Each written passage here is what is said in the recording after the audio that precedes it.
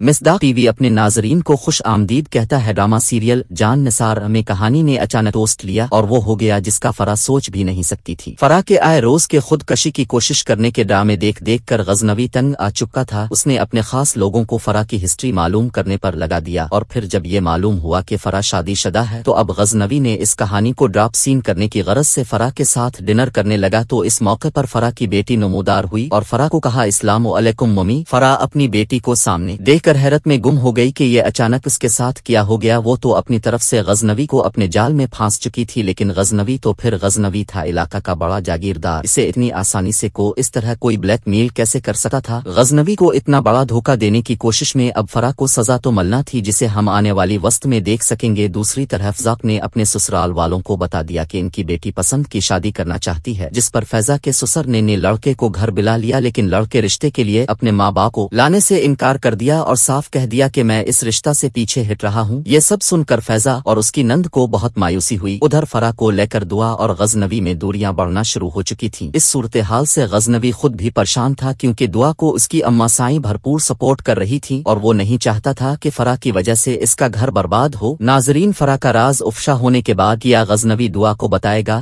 کہ فرح اس کی زندگی سے دور جا چکی ہے یا فرح اپنی ہی بیٹی کو غزنوی کے سامنے پہچاننے سے انکار کر دے گی؟ کمنٹس میں اپنی رائے لازمی دیجیے اور اگر ہمارے چینل کو سبسکرائب نہیں کیا ہوا تو سب سے پہلے اس لازمی سبسکرائب کیجیے۔ شکریہ۔